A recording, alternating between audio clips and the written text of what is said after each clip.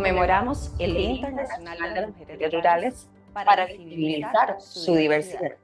Por eso hemos conversado con mujeres de la ruralidad para conocer aún más la labor que realizan con sus emprendimientos y sobre todo los aportes que realizan a los sistemas agroalimentarios.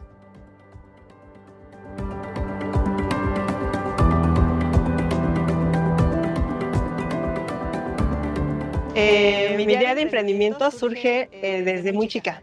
Me he considerado una persona muy curiosa y por ello mi formación me llevó a estudiar ciencias. Soy química en alimentos y también educadora. Y de ahí fue empezando a trabajar en chocolate como tal. Pero mi profesor me decía, hay que hacer algo con el cacao. Y creamos la primera marca que se llamó Chelsea, que en maya tzotzil se refiere a regalo de color. Y esto por las variantes que tiene el cacao, que van de amarillo verdosas hasta rojas y púrpuras. En cada uno hacemos deliciosas artesanías de chocolate para llevar a los comensales que aman este tipo de productos. El emprendimiento muchas veces a uno le permite justamente contar con ingresos al momento de vender los productos y es esa facilidad de independencia económica que uno muchas veces como mujer se siente limitada de tomar muchas decisiones. Eso principalmente, y lo otro de darse cuenta que somos capaces de una idea pequeñita desarrollarla y llevarla justamente en este caso a la comercialización.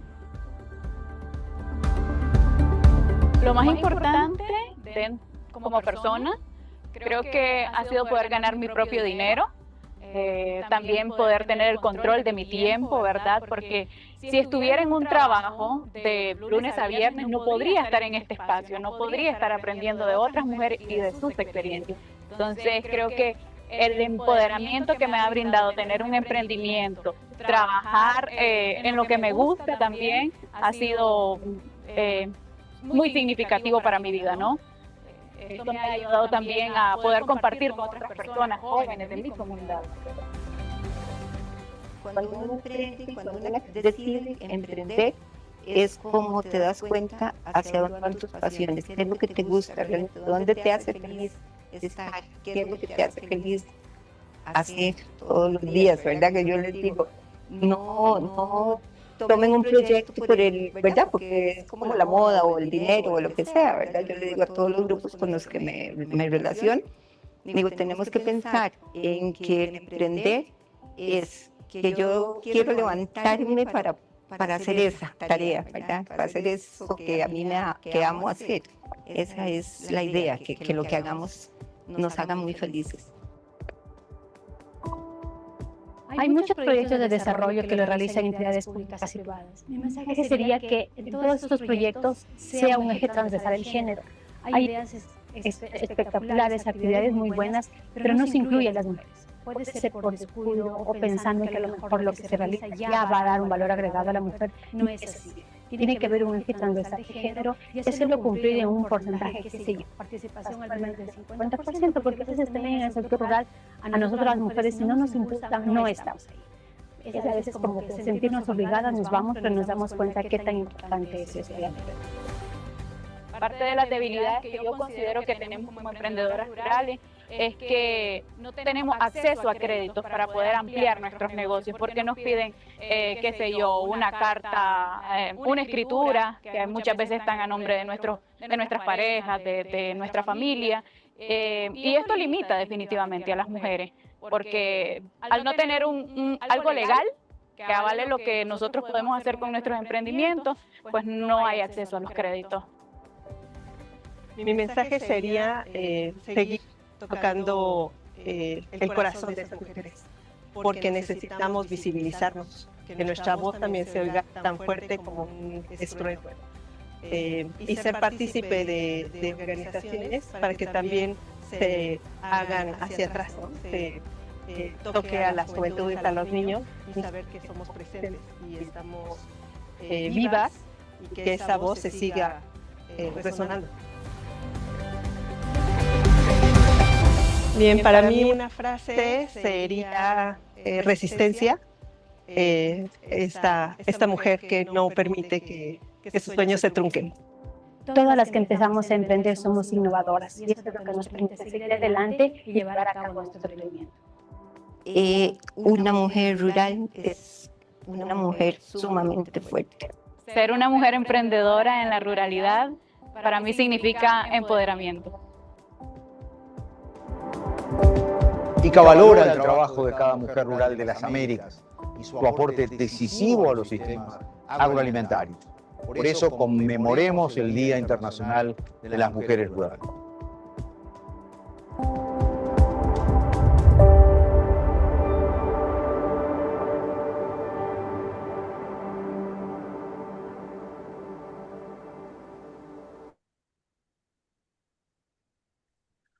Muy buenos días a todos y Good morning, todas. everyone. Greetings and warm welcome to fifth edition of the Permanent Forum of Minister, Vice Ministers, and High Officials of the Americas.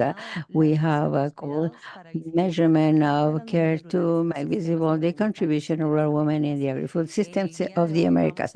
Today, we're going to continue with this task, this dialogue and sharing. We're going to have two big panels, and we will open this space with a keynote lecture. So we're going to talk about the impact of care work on women's economic participation and their contributions to national GDPs with the representatives of the World Bank, and we also we're going to move to the second panel. We're going to talk about the recommendations of financial institutions for a care economy in agri-food systems. And also, we will revise the inter-American role model of care. And after that, we're going to have a space to build a roadmap where we could establish these priorities in line to in the face of 2025. And we're going to end at 2:30 Costa Rica's time. So without further ado, I would like to give the floor to the moderator of the keynote, Mrs. Sofia Burgess, to begin. Go ahead, Sofia, floor is yours.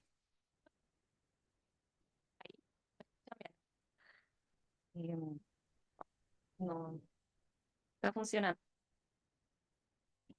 Ahora sí.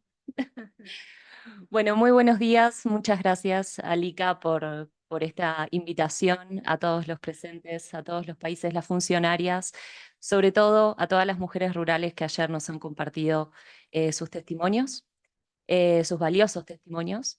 Y bueno, hoy tenemos una presentación para hacer. Estoy aquí junto a Patricia Van de Velde. Ella es líder de género para el área de agricultura del Banco Mundial y vamos a hacer un repaso de algunas cuestiones que hemos visto ayer, que se han mencionado, para dar inicio a este segundo día del To begin with the second day of the forum. Creo que yo puedo...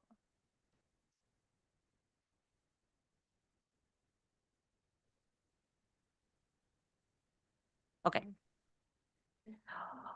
Bueno, para comenzar y para hacer una pequeña introducción and make a short introduction of the topics mentioned yesterday. Yesterday, we received a lot of information from the different countries. And in summary, we understand that care is many things. And it is understood from diverse forms, from each region, country, from each woman providing care. So in a summary, care is the direct care, the women run the indirect care, care management. All of us have had to organize many things to be able to be here today. It is also the self-care. In the case of Patricia Versailles, the moderator, she mentioned the mental health as a vital element of care. We also open about care, particularly the child care, which is almost exclusively in the hands of women in rurality, mothers, grandmothers, aunts, neighbors, communities, but it has a female face.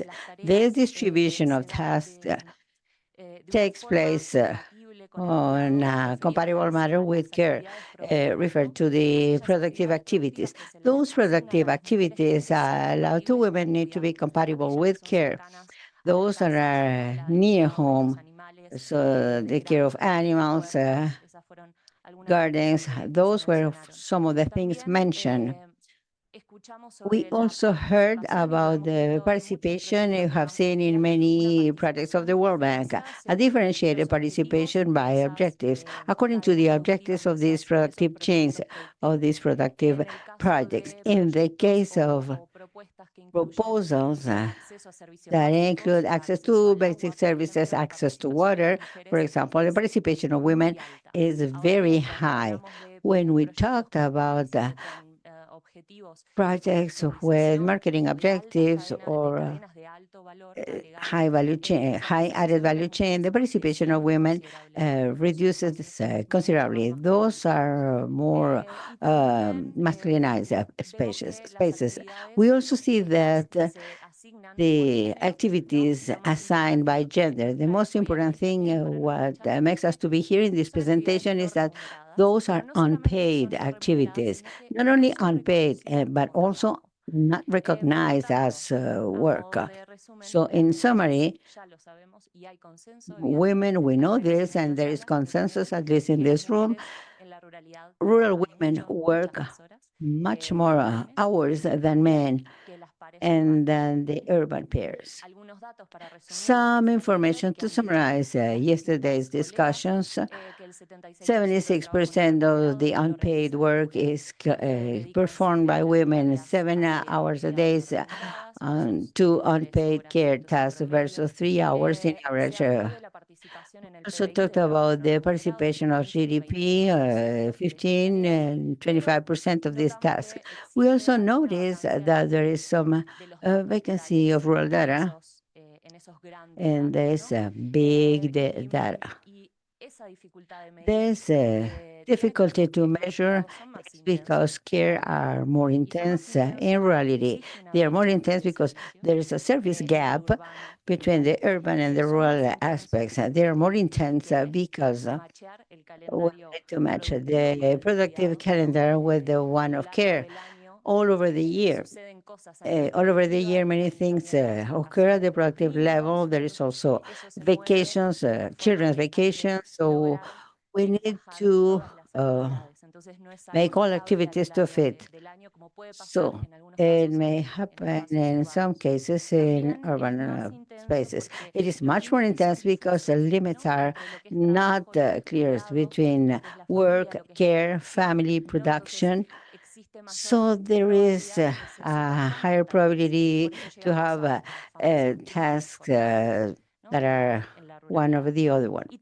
And also, rurality women mentioned yesterday the importance of mandates to transmit knowledge to next generations. Yes, we need to measure, but we know many things as well. So I'm going to launch the question for Patricia about why it is important to measure and to continue measuring care. Thank you, Sofia, and thanks for having invited me. I'm going to try to talk in Spanish, so be patient with me, please. Child care in a real space is a different animal, as Sofia mentioned, as well as agriculture. Particularly now when we enter into a new reflection phase about agriculture through the lens of the agri-food systems. And we think in the role our work may perform to contribute to the empowerment of women. We find on a crossroad, we cannot ignore the role of empowerment of women in the growth of economies and societies. And we should not think about policies focused on income. Care, particularly child care in rural areas, is a key piece, although difficult to achieve in this puzzle.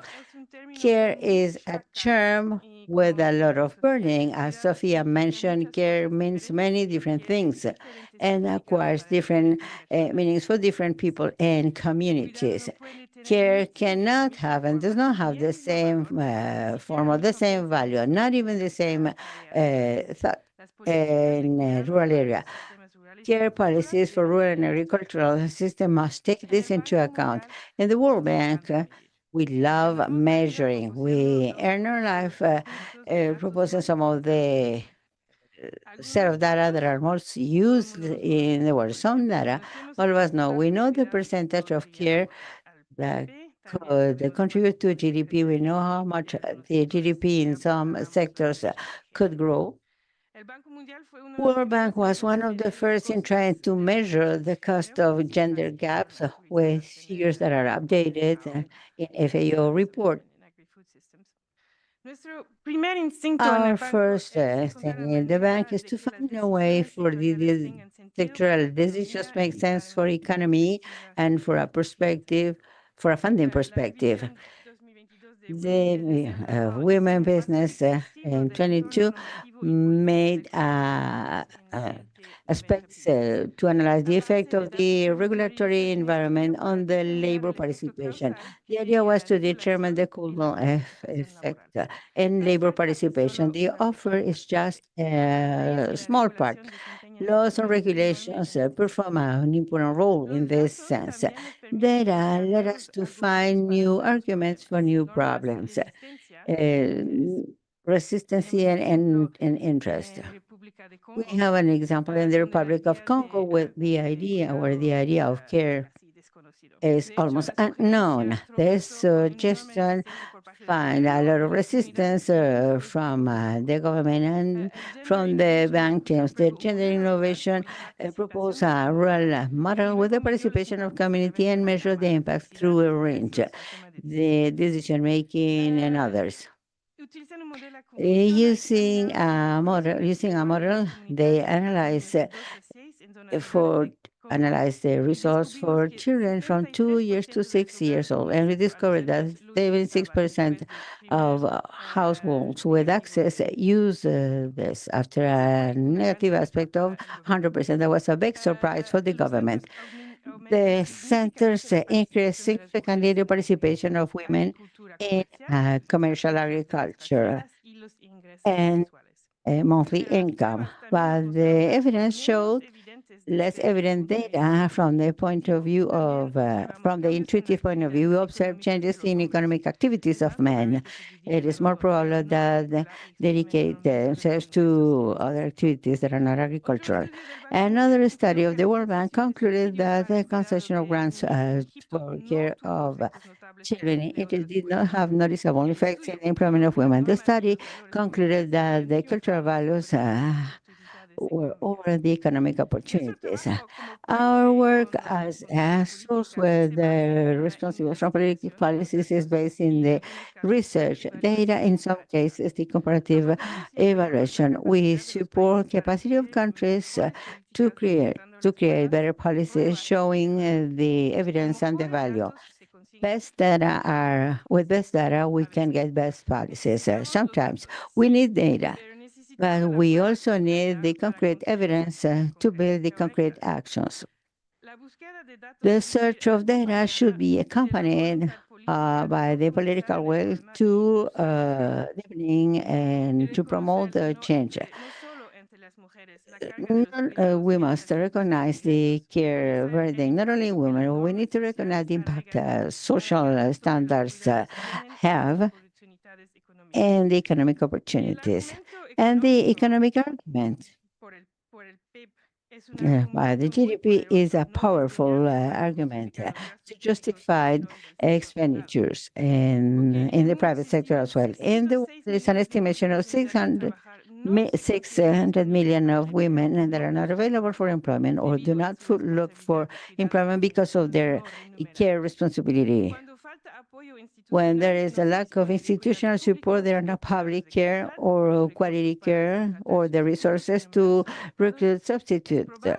Probably the social standards impose severely distinguishing the capacity of women to apply their care services. We also need to work on a more intentional way. Although most of the times data will always tell us something to measure the unequal burden of women in care matters with comparison to men is like indicating that the sky is blue. Data must give us ideas to improve policies and statements. There's always going to be operational solutions that do not address the problem. For example, to provide training, information at the convenient times, spaces of care, to change the collateral conditions, to avoid the use of land property titles. Those are examples, but the changes in the unequal care will only be produced once the unequal burden will be proven, and also with better community results. What needs to change is the system, not women. The way care affects something else than capacity, productive capacity, such as the capacity to participate in decision making with leadership and to learn to participate in training courses is going to be key. Is going to be key to build care policies in the agri-food systems, in the food system that are not based in performance models only. I'm going to give the floor to Sofia to continue. So let's continue. Thank you, Patricia. Okay, now we have challenges and opportunities. What are the best approaches or the promising approaches to progress to actions? And summarizing a little bit the experience in different projects, as Patricia mentioned, but also in many cases was mentioned here yesterday, we identify some opportunities and challenges. Let me begin by challenges that were mentioned in the representation. Heterogeneity of the different regions, agriculture, diversity that exists, even within the countries themselves, and the low coverage of services, not only related to care, but access to basic services. It is a challenge on how to address, to think in actions and public policies that address care aspects. The gaps I mentioned at the beginning. This is this triple journey, and to release the labor force where we could go if we only address care. Yesterday, the Director General Manuel Otero mentioned the income gap, the possibility to have access to better quality jobs. These gaps continue existing. And as Patricia mentioned, we have the social standards that very often are stable and are difficult. But we have good opportunities, we have good news. So that's why I'm leaving this for the end. Actions and measures where we can progress have the capacity of broad spectrum. Regardless, all these heterogeneities, all these differences in the regions all over the world, rural women are the ones that provide the care. So actions can scale up. It is a win-win strategy up to win absolutely everyone, women, children, families, and economies. Priscilla, yesterday you mentioned that we're not going to discover the wheel. So women are already providing care and designing complex care strategies with many options that adapt to their needs. Therefore, the opportunity is now. This is the time, and this is the right time. The pandemic has made evident everyone, because we knew this already, but has made evident the need for actions. It has made in evidence the crisis of care. Therefore, moving to actions, we have the R's as a guide. We propose to add another R of making rural these actions. In order to reduce the burden of care, our redistribution to address the different gaps. We need to progress in the networks, partnerships in the public sector, but also the private sector, academia, civil society organizations, producers involved for sustainability in the time of action towards integrated care systems. And many countries present here are already working in this, and we need, as Patricia said, measurements that show rurality and recognize the ways, the care ways that already exist. We have some access here that we have used for some particular cases, study of the bank, where we address different aspects. On one hand, the offer of spaces, but also care services. We understand that care is not only through spaces. It is not only that. So can be taking place in many ways. The second axis relates to quality. When we talk about the child care, this is a very important axis for the development of children. The third one is accessibility to spaces, to services. Yesterday, Mariela commented, for example, about the distance and the cost of transportation to move to urban centers. So accessibility is to think about the distance, the roads, the cost of these options. Access number 4 is about the demand in relation to the standards mentioned. So the need, so the real demand of different options. And finally, the heart of all the access, the design and the understanding what are the strategies and the options are already in force. Now I'd like to give the floor to Patricia again for her to expand a little bit this overview in relation to other challenges, opportunities, and which ones she considers are the best approaches to move forward. And I'll give you the floor. Go ahead. Gracias, Sofía. Y espero que sea claro, no buscamos que la mujer rural tenga más trabajo. Thank you, Sophia. I hope we understand that we're not saying that rural women don't have work. They are very much working. It's just that they're not being paid for all the work they do. So we have to recognize that for rural women, needs are quite different, as Sophia was saying. And so we have to be flexible and add a gender-based perspective to the different options. Every option should consider this complexity and the training objectives, not just to allow women to work more for the remuneration they receive on the field if they have to leave care behind. The burden of care should not fall only upon women or more upon them, and to have a future of a food safety system and a food security system where we recognize all participation in previously unpaid work, such as care work, we have to measure it. We also have to face the toxic culture that makes all this care fall upon the women's shoulders. And let's be honest, the best way to ensure a joint responsibility of men in care is to start paying women for this. Promoting the child care services, for example, it can help child development, but also increase economic productivity and participation of women, driving economic growth. It might seem strange to close on this if we always focus on the GDP, but creating data for policies that try to increase GDP instead of a system that does not allow participation will be short-term, and it's not sustainable. The creation of data policies and options that focus on a more broad landscape, not just the contribution of women to GDP growth, are the only ones that will be sustainable. I wouldn't be a good feminist economist if I were to say that contributions to GDP are the main leverage to build policy.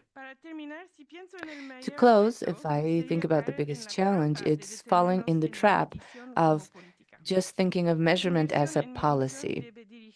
The idea to measure should be geared at building flexible, holistic policies to really address the profound layers of inequality. And research should also look at what is impeding policies of care. We know that the economic argument can only go so far. What data, what measures will inform social discourse? What will convince men and children? What data will really bring about change? The opportunity I've seen, and it's been quite impressive, I have to say, what we heard yesterday, for example, is ensuring that we're not talking about women and care from the perspective of productivity objectives, instead of promoting a more feminist development agenda based on rights to address the profound layers of poverty and inequality. Care as one of the forgotten topics and a quite delicate topic on women's inequalities, especially in agri-food systems, can be benefited from this radically new approach. Thank you very much.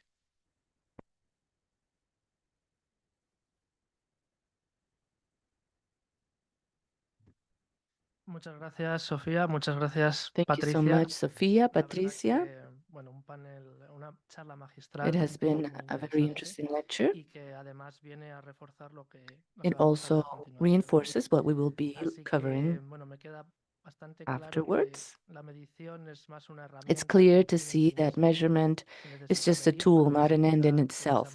We need to measure to bring visibility and to improve public policy, but also to communicate.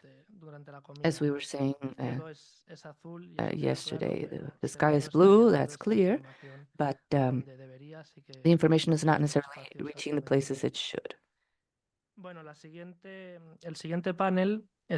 next panel is panel 5, and it's called Recommendations of Financial Institutions for a Care Economy in Agri-Food Systems. This is quite a good complement to what we've already seen on public policy, cultural norms,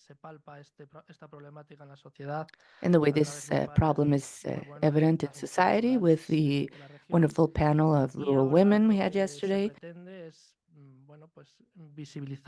And now we would like to talk about the perspective of financial institutions. What are the potential solutions or the different tools being used? For that, we have two panelists. Ms. Bárbara Auriquio, she is a senior gender executive of CAF Gender Diversity and Inclusion Management. And Ms. Laura Fernández Lord, Head of Sustainability, Equity and Inclusion of the BBVA Microfinance Foundation. For this panel, we will have a different methodology, similar to what we had with Sofia and Patricia. I will be asking two questions, broad questions, and our panelists will answer. So, without further ado, I'll start with the first question to Barbara and then to Laura. First question, what options do countries have to allocate financial resources for care systems in rural settings? Always thinking about the perspective of financial institutions. Barbara, you have the floor. And then we will ask Laura. Thank you, Carlos. Hi, Laura, joining us virtually. Thank you, ICA, for inviting me. I'm very happy to be here, to hear all of you. And along the lines of the question, I think there are multiple options for countries, as we've heard yesterday, and even now with the World Bank, how countries can allocate more resources for care systems in their territories. But I don't want to talk too much. I think there's really two actions that I believe should be common for all countries as a starting point. And especially in hearing what we've already heard. On the one hand, it's important for countries to have more resources to ensure there's more and better production and measurement of information on the social development of care in territories with a gender-based approach and an intersectional approach to generate more effective public policies and evidence-based policies. And this is not something new. Financing for measurement is something we've been already discussing and positioning in the context of the Regional Conference of Women in the past decades. So it's a recurring topic, it's a priority. And what does that mean? Allocating more resources to finance economic, socioeconomic studies in territories to give visibility not just to the feminization of care, but also to cross that feminization of care with gender gaps and the structural gaps women still face. So there we have violence, a lack of participation in the labor market, lack of access to dignified work. So there's a need for research in that sense. And also to invest more in development, although some countries are already applying tools, as we've heard. Other countries don't have these tools. Thinking, for example, about the Caribbean. We had recently a workshop there, and they told us we don't have the time use survey. So how can we really change our public policies?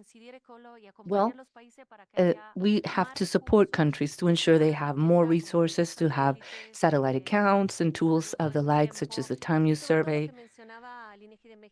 And as we heard from INEGI Mexico yesterday, Statistics Institute, I like the idea of having a more detailed survey. So the care system survey or the large integrated household survey on unpaid work and with done monthly, because we need that. These other surveys are done every 10 years, say, and so we are a development bank. If we want to see what data we have, we can't use data that are 10 years old. It's really hard to use to build policy. So there need to be more resources for these types of surveys that are more detailed as well. And also that help us quantify and give a value and the understand the economic contribution of women to all unpaid activities, their contribution to social and economic development in society, and also georeferencing, mapping childcare services and all services of care on the side of the supply, but also the demand of the different population segments. And again, with that intersectional approach. So thinking of different age groups, thinking about the territory of the relevance, and also belonging to a certain ethnic or racial group. We have to consider historical values of what care means for different groups, for Afro-descendants, for indigenous peoples. This should be considered in analyses as well. These are the intersectional approaches. And then we'll also talk about contributions, but we can look at it in terms of studies that provide visibility to the cost. The cost it would entail for society if we had to commercialize all the activities that women are taking on. And just throwing this out there as food for thought, what would we do one day without women in rural areas, 1 week without women, 1 month without women in rural areas? There was an ECLEC study saying that who cares for others in cities, in communities, in rural settings?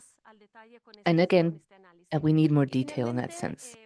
And finally, another starting point is something we heard Luz Vidal mention from Chile, increasing and supporting countries to ensure they have more national budget for this. In Chile, they increased this importantly to ensure that network of care could be expanded to other communities. And it's fundamental to include this in development plans, in territorial development plans, a budget that is earmarked for gender-based activities and for local policies of care. Always with that gender-based approach and with the intersectional approach in mind. And as we heard from the World Bank, along the lines of the budget in each sector, each local area, including specific resources to respond to the care needs. So, for example, a fund for the development of rural women in Colombia, where they have specific lines of credit with an investment fund to support agri-food activities for women. So that provides financing, technical assistance, machinery, education, training, and initiatives for community care so that they can participate and get trained in all productive sectors, and also in the transport sector, as we heard. In rural areas, precisely because the population is so dispersed, there's not necessarily enough of a scale to provide care services. So transport there should be included as part of the sector budget or under transport, a specific area for care. That means that you will have safe, affordable, and accessible transport for women so that they can easily use it, therefore reducing their commuting time and being able to access these services for them and for their dependents, which we know they have, especially in these rural settings. Thank you. Muchas gracias, Bárbara. Thank you so much, Bárbara. Now, Laura, would you like me to repeat the question? No, it's not necessary. Thank you. So, should I go ahead? Yes, please. Thank you. Good afternoon. It's really an honor for me to be here representing the BBVA Microfinance Foundation to talk about three aspects that are rural women, care, and agri-food systems. I'm sorry I can't be there in person. I have to join virtually. But I'd like to especially thank Iika for having invited me, and Priscila Zúñiga and Carlos Ruiz most especially. And also greetings to all the ministers and authorities joining us today and my fellow panelist, Bárbara from CAF. Well, to begin, with some words I'm sure you probably have heard these days, I'd like to repeat it. Care is essential to sustain life, and they are a fundamental human right. And therefore, we have to find a way to give value to these tasks in terms of the economy and how they help our countries grow, and to then have them be paid and retributed and protected. In coming years, also, we will have the population aging, and then there's also a longer life expectancy. So the lack of time that rural women suffer from because of the care activities will probably be even larger. And we will have wider gender gaps if we don't start working now. If we think about options to allocate financial resources to care systems in rural settings, we believe the roadmap, as I'm sure you've heard before, includes the recognition, formalization, financing, connection, digitalization, and rethinking of financing models. For that, we need to have public-private partnerships, including governments, international organizations, financial institutions, and microfinance institutions like my own. And looking at the three topics that are more related to a financial institution, such as mine, BBVA, the first thing is, of course, to finance entrepreneurship for childcare services, for example, or for care services to dependents and the elderly. And there might be ways to ensure we can provide this by recognizing this in rates, considering the social value that these activities have. It's being done already in the region with climate finance, where there's subsidies of up to 90% in some of the products to ensure these products are adopted more generally. We also have to understand that these occupations are done by migrant women at many times. They work as domestic workers, and that often is not valued either by their host countries. So again, we have to add the intersectional approach, as Barbara said. And thinking about public-private models, such as community care and entrepreneurship and alternatives for rural women. We believe this would have a great impact in their communities. I can think of some examples from the past. In Colombia, for example, they implemented the blocks of care in Bogota and the different care facilities. And these initiatives can be explored in rural areas as well. As a financial service provider, we could support this type of effort, providing financial education, access to resources for any person that wants to start a business. But it is absolutely essential for us all to work together to formalize and bring dignity to these activities and to avoid them continuing in informality and being so invisible as they are today. The second area or field, we talked about financing, and now it's digitalization of rural entrepreneurs. And here we have a better capacity to access and lower costs of transactions by selling products online and providing services that improve their sales. So they would also have to be tech savvy or have a digital literacy. In our foundation, we have a series of 23 satellite bank services, satellites that provide connectivity to remote areas, for example, in Panama, so that rural areas, and especially women in rural areas, don't have to move to the nearest bank branch. We also have mobile bank apps that help them do anything they need from the home. But providing access to internet is necessary, but not the only condition in itself. We need to also add low-cost devices, data plans that are affordable, and again, education in digital literacy in a way that they can integrate technologies into their business, bring themselves visibility online, and find markets or value chains. And also find climate information or market price information with these devices. And of course, digitalization, if we achieve it, will substantially contribute to saving time. Governments, I think, can support all these efforts by investing in infrastructure, providing access to internet and remote communities, and offering basic digital baskets for rural entrepreneurs. And thirdly, the new greening of financial services or productive activities. This would allow to adopt mitigation and adaptation measures to climate change by rural women.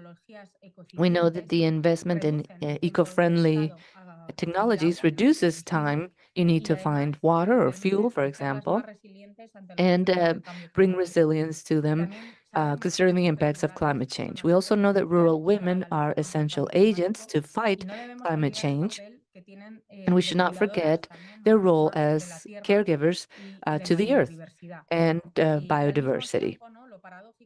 And also, of course, there's the paradox at the same time that they are even more affected, they're more vulnerable to the consequences of climate change because they depend more greatly on natural resources. There's recent data of the gender snapshot of UN Women that talks about the impact of climate change from today to 2050, where 130 million rural women and girls would fall to extreme poverty because of climate change. There's a lack of climate funding for adaptation, and if we look at it by gender, that's an even larger gap. So we believe that governments have to work with private investors to have an impact with multilateral banking and with financial providers for mixed models or green bonds to ensure that mitigation options are affordable for women in rural areas who are most vulnerable. And these subsidies that we are seeing for climate insurance could be extended to incentivize the adoption of these measures by rural women. To conclude, there's three pillars. So financing, systems of care, digitalizing, and re-greening or bringing more green activities for rural women.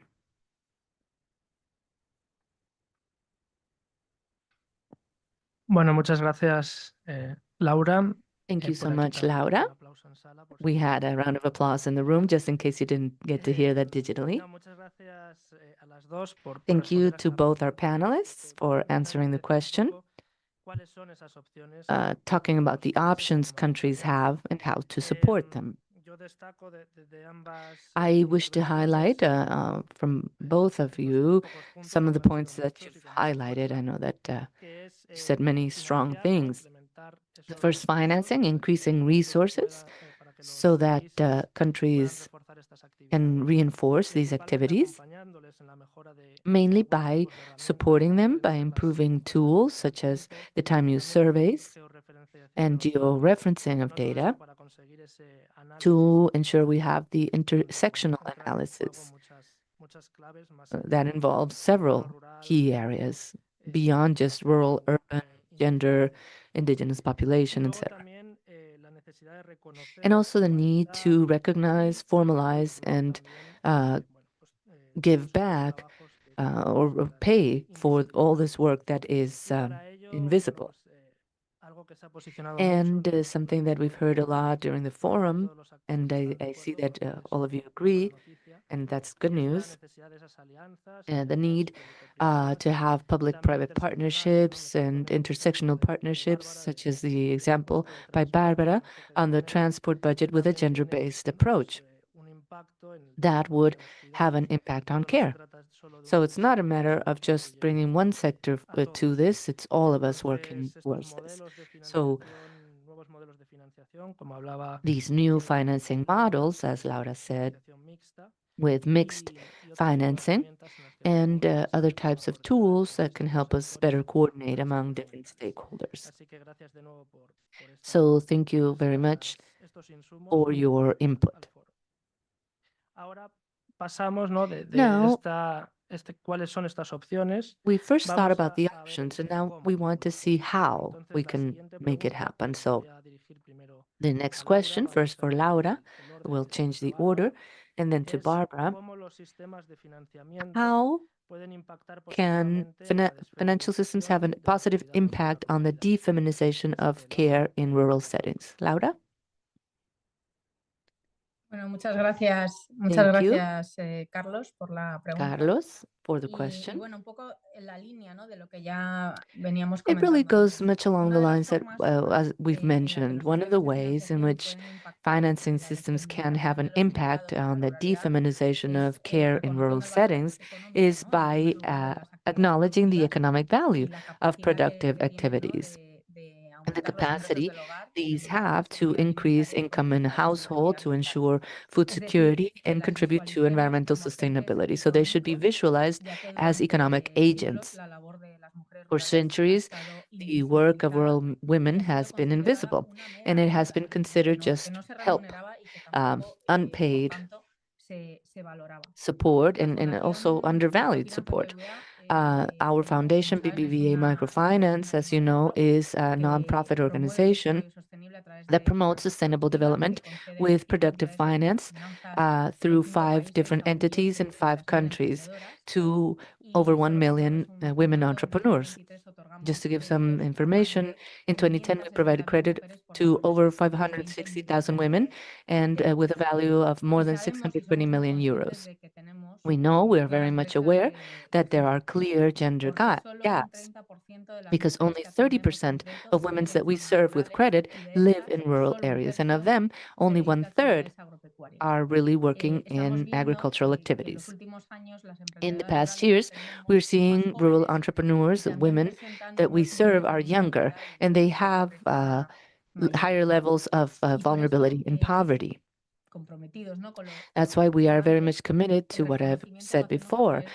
We recognize them by providing financial services such as savings, credit, and insurance, where we consider the reality of rural women and how cultural have an impact on their economic activities and condition their businesses. Rural women that we serve mostly continue to work in retail.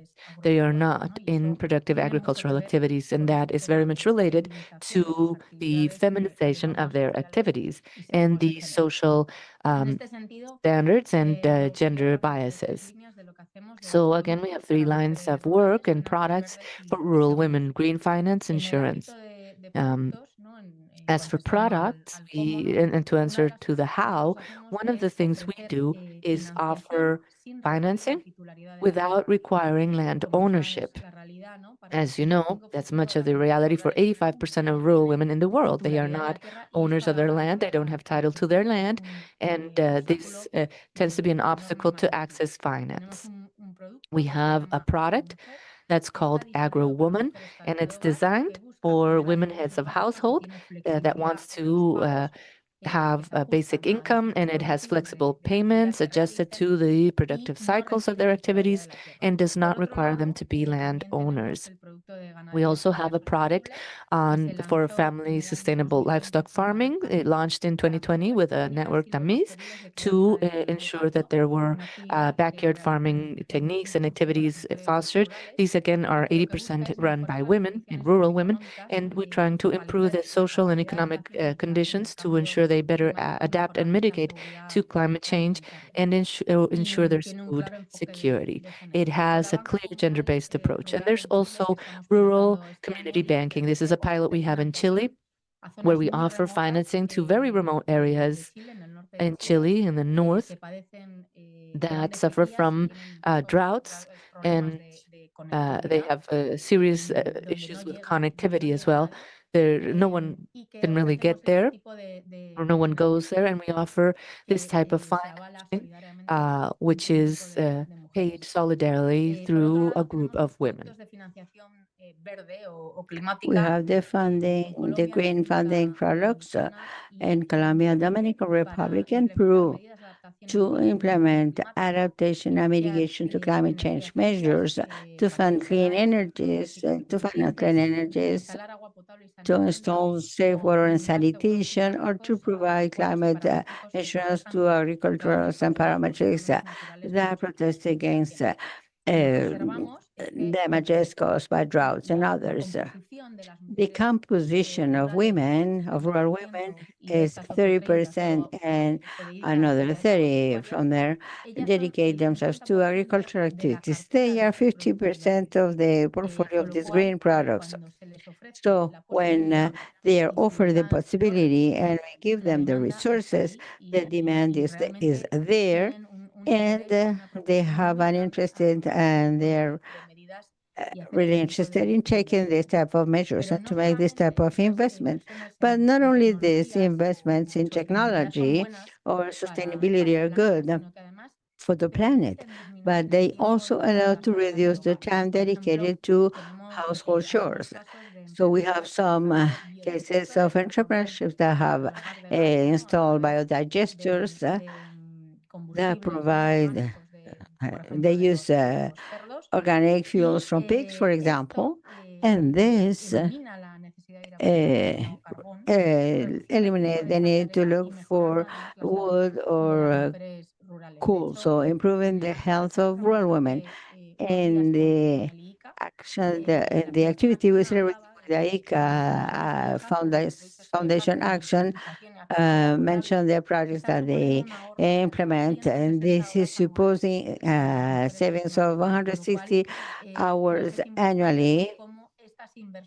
So it is important to see how these investments can help to break these standards and these social attitudes or habits on the search of fuel and water. Finally, to highlight that we have telephone assistance insurance for women and for rural women and rural families less than $3 a month, or a phone professor to supporting school tasks or homeworks. Maternity protected insurance by recognizing the value of this essential care time for the newborn. We also have sustainability training and techniques of water management and other natural resources in our e-learning platforms. And we have content, educational content in roles of family well-being. I mean, in the foundation, we are aware about the limitation of care for full participation of women in the economy, and particularly for rural women.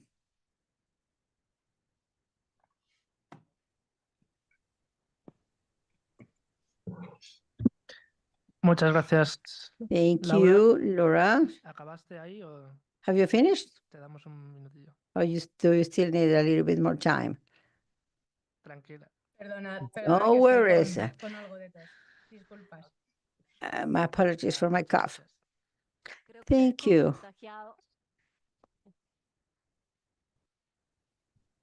Muchas gracias. Gracias, Laura. Le paso el micrófono a I'll Bárbara. give the floor to... Yes, I'm a little bit sick as well, so I have contagiated my cough through the virtuality. All right, the two of us are coughing. Thank you very much. CAF is a development bank for Latin America and the Caribbean. In that regard, it is a funding bank, but it does not work directly in financing women.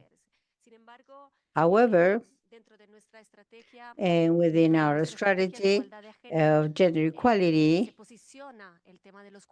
the care is positioned as a cross-cutting issue in any sectoral operations developed, the energy, education, mitigation, adaptation to climate change, health, in any sectoral area. Likewise, within the operations specifically associated with the support to countries in their equality public policy. We believe that investing in care policies certainly means to defeminize the care, but also to remove the female aspect from poverty. And this has an impact on it. But as we said, also on well-being of the family, community, rural environment. In that regard, from our gender agenda in CAF, what we want to do and what we are doing is supporting the country's local governments in two ways. On one hand, we support funding and creating more infrastructure, care infrastructure, in order to reduce the overload that the women assume and to raise awareness and make co-responsible the different institutions in relation to care topics. And also to create conditions for women to have a productive, active, and financial access and can reach full autonomy. In that regard, to give some ideas about the work we carry out from the gender agenda, and we want to strengthen the support to companies, as Laura said, to strengthen partnerships with local governments, the partnership with international cooperation, public and private partnerships. For this practice, the successful practices and effective we heard yesterday, and that we know that from the territories countries are developing, we can effectively scale up to funds to scale up to replicate in other territories. The child centers for women that work in industrial halls, where the only way to have an income is to work at night. So Maquila, which is the Secretary of Women from Mexico, mentioned yesterday, there are other places where women need to work at night, healthcare centers. So to create this night children or child care or the community care mentioned by Guayas yesterday. All these examples, so to be able to replicate these examples in other territories. We also support and funding and development of care infrastructure within the framework of sectoral operations, education, health, transportation, particularly in those communities where there are no care services. So we leverage from other institutions, health, education, integrated attention center, in order to create these care services, care for the dependent people, but also for women. We're thinking these attention centers, the violence centers, attention centers from other countries that allow women to be able to have access to multiple services in the same single place.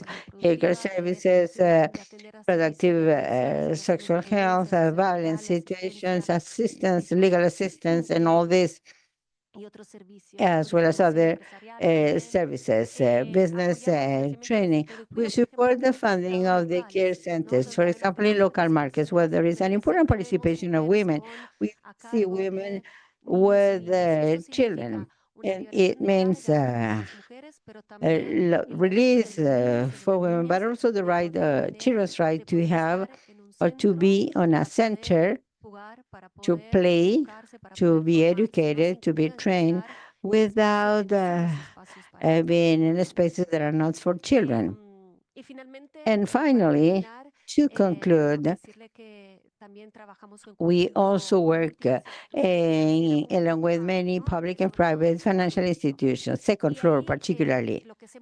What we do, because we do not go directly to women, but we raise awareness, institutional strengthening work or activity in order to reduce biases, gender biases that are still present at the time of financial and non-financial offer, for them to be able to adapt everything related to financial education programs, the offer of financial inclusion to be designed, to be customized according to times of rural micro entrepreneurs, considering their diversity. Precisely what Laura mentioned, how to make the public financial institution, not only microcredit, but second floor financial institutions, have the capacity and the sensitivity to develop better assessments to understand what are the needs, the financial needs of women, because behavior, attitudes of women versus the financial institution is different compared to other women because of lack of information, but also because there is a bias on the offer side. So we need to take into account all this, for women can really have access and can use these services and financial and non-financial outputs. Thank you.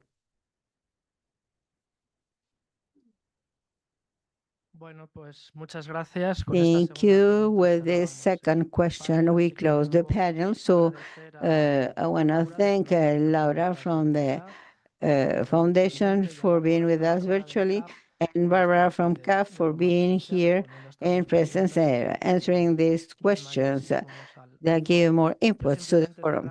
I would like to quickly close by linking again all this to the main topic of the forum, which is the measurement of care. As we see, all these measures and actions can be somehow possible by recognizing that the inequality and gaps exist. It is important to measure to get data. Without data, the problem does not exist. So we see some measures like how to find women that do not have access to land. Why this measure exists? Because we recognize that there is a gap and the similar solutions are being implemented. So thank you for this important topic. Again, intersectoral link and with the different partnerships that are being created that are working in conjunction already. Thank you again. A round of hands for the two panelists. Muchas gracias. Thank you. Un segundo porque tenemos una pregunta. Just hold on, because we have a question from the audience. Yes, Nancy from the Ministry of Agriculture in Colombia. Go ahead. Pero es que me surge una duda. I have a doubt. Desde el ministerio y From the ministry and particularly with the Agrarian Bank and Finagro, which are public banks that have generated tools in favor of women. The credit topic has become more flexible. There was a special line of credit access for women, and there is a line where a line that generates a whole pathway to buy land, privileging and giving as additional points to women organizations. But this is not enough.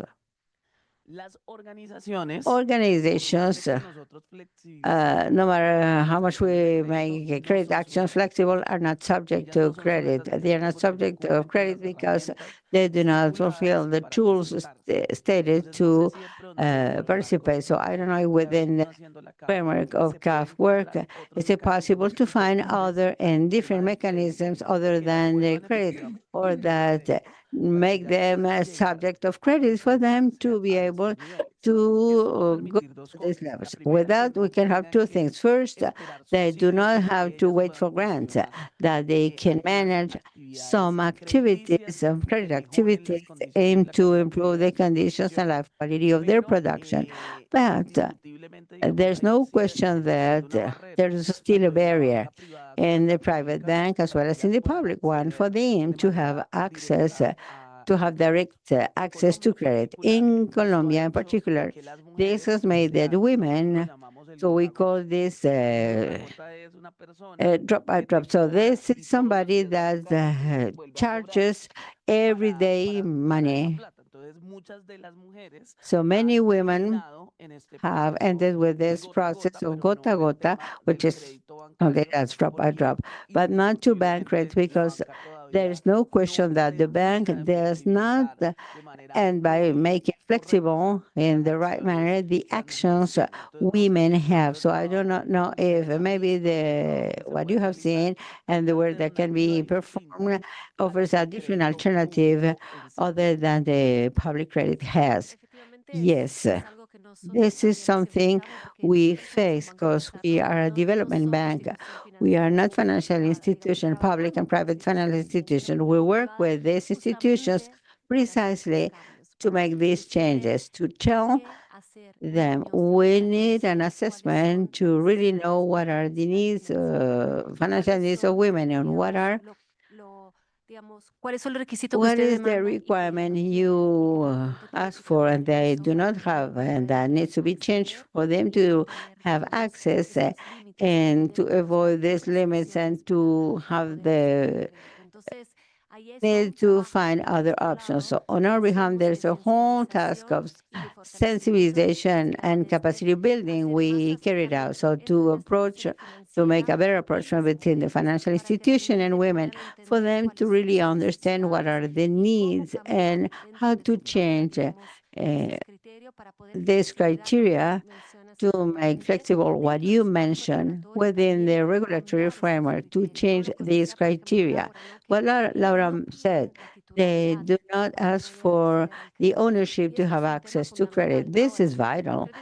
So a little bit different from the financial institutions. So they have a much more strict regulatory framework compared to a microfinancial institution. In that regard, we are working.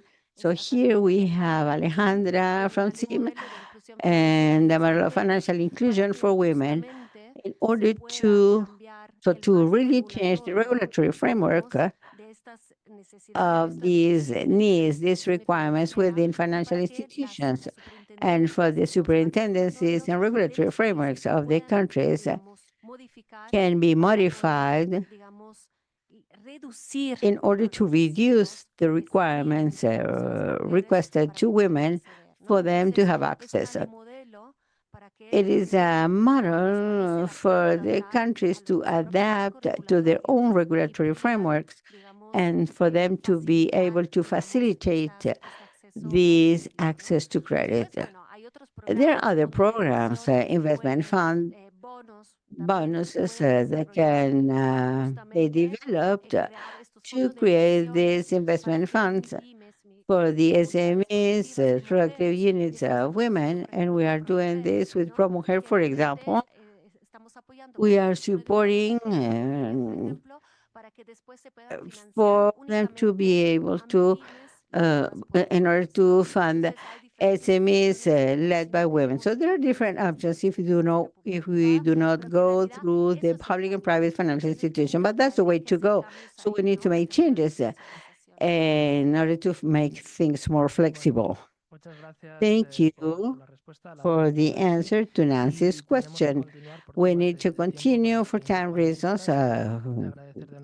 So we want to thank Laura and Barbara again. And any question you will get together. So thank you again. And now I'll give the floor to Beverly Best to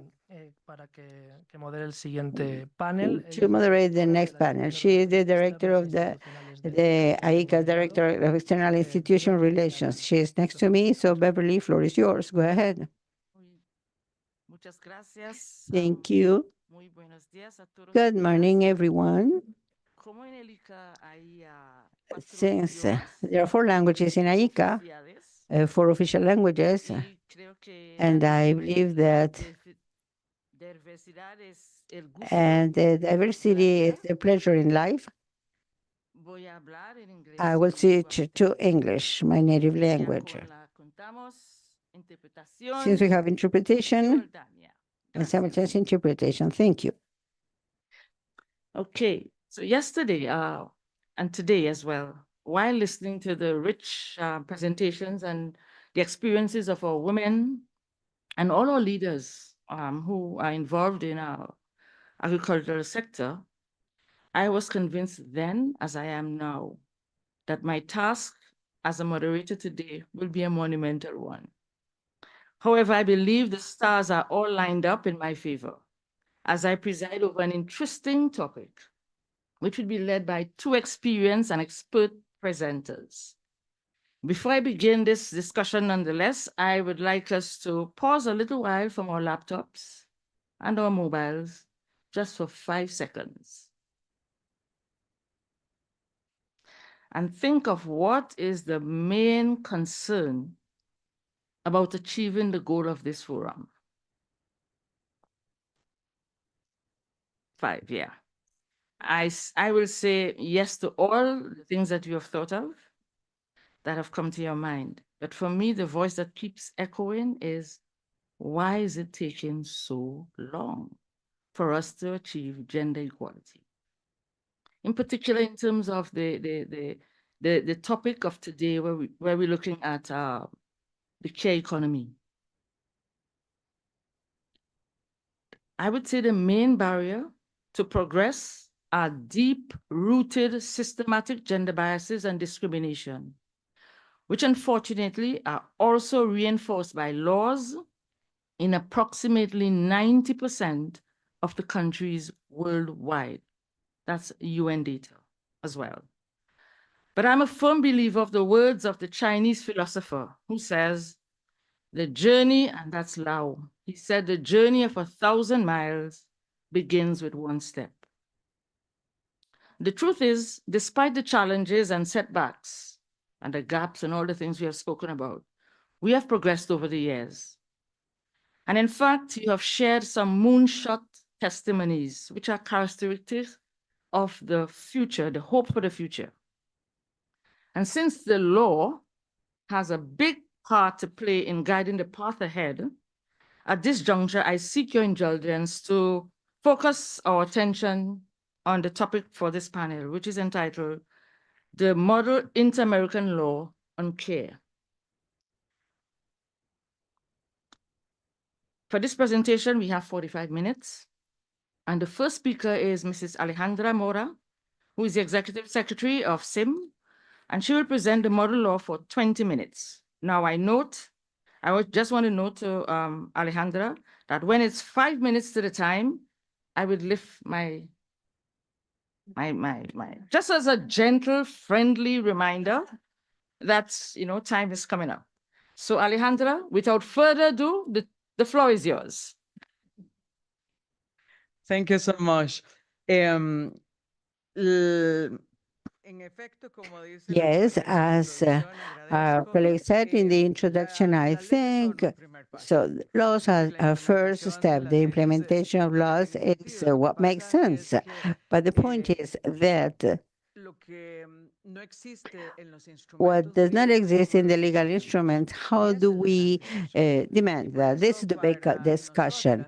And for us, under the framework of the OAS, that produces the big conventions, big declarations to build the model laws is the first element to these countries that had to translate this into a legal instrument. And legal instruments have an advantage.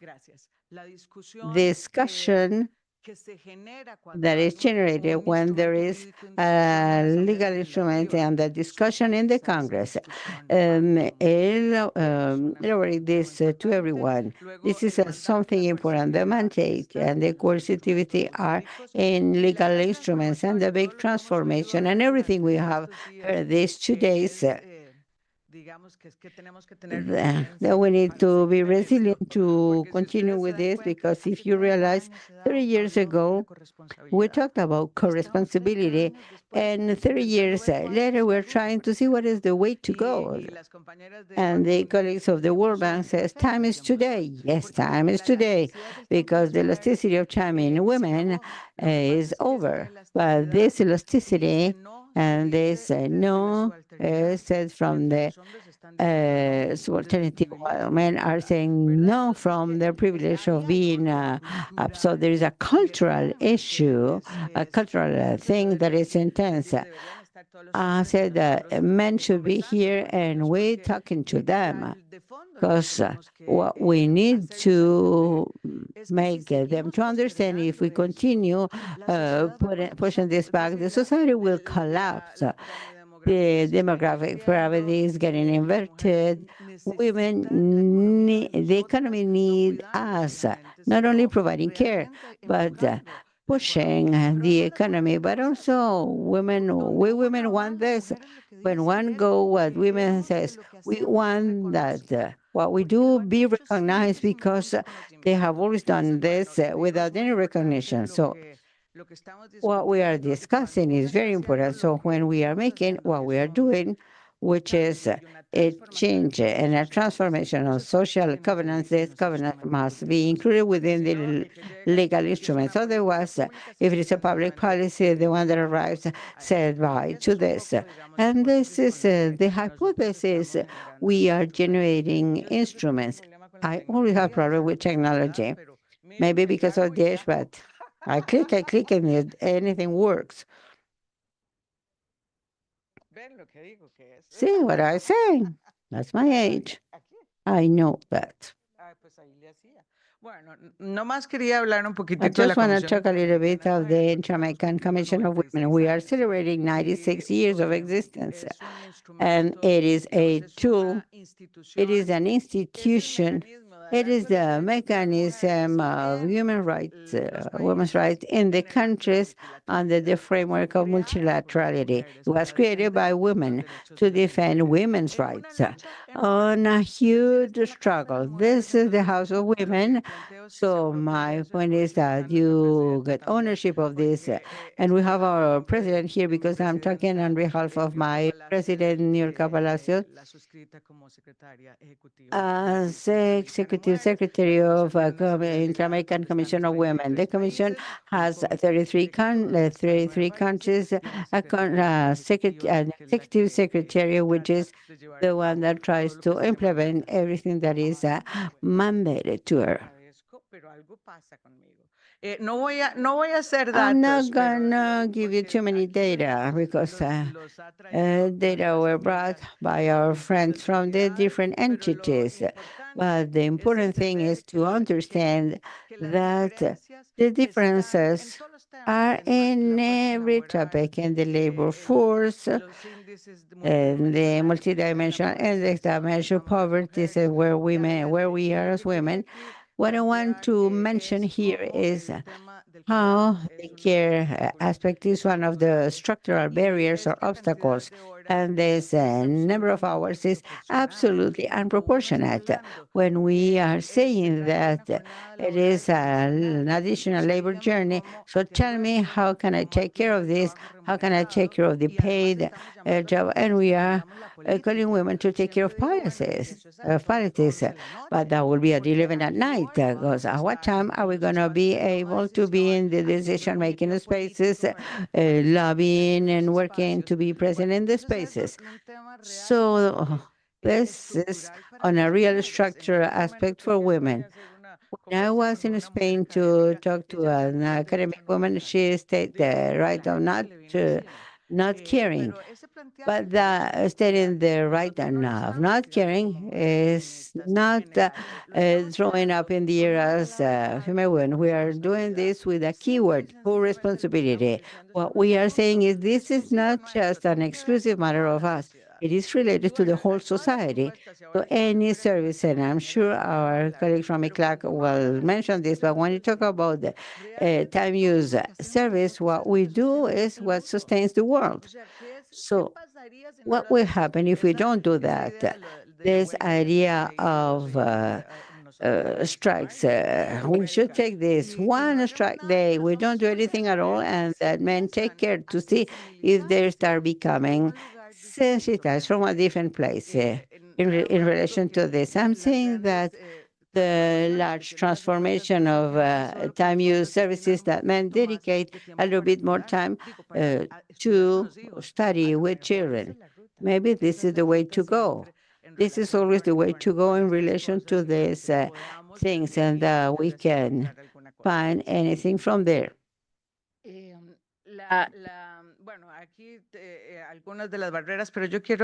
There's several barriers, but I'd like to talk about the model law.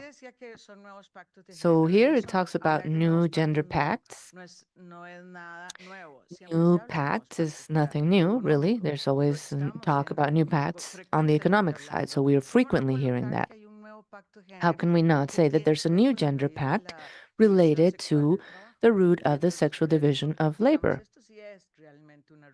And this would be breaking paradigms, because every time we come back and talk about the technical sides, we say it's culture, culture begins and is recreated and is permanent, and it seems like it's unchangeable. And that's why we believe it's so important to talk about this new meaning and a renegotiation of the society we live in, the model society. This includes the economic aspects and many others that we all understand. Let's skip over that one because it's a long presentation. I don't want to get into all of these. So there's a point here. When you talk about rights, there's one fundamental element. When you talk about rights, you bring the state into the conversation. They are the large responsible ones. If you don't talk about rights, you talk about public policy. But if I talk about care and I transform it into a right, immediately the state is a big responsible party there. They have to design the instruments. The state is responsible to provide for this. They have to serve as a guarantor for this process to happen. After the model law was issued, Argentina requested an advisory opinion to the Inter-American Court on Human Rights to ask the court if, when we're talking about rights, how can that be substantiated? The right to care as a right is not necessarily included in any international instruments. But the reading or the understanding of rights does not derive from an explicit mention, even though in some regional instruments of the OAS, we do have the like for elderly or senior citizens and people with disabilities.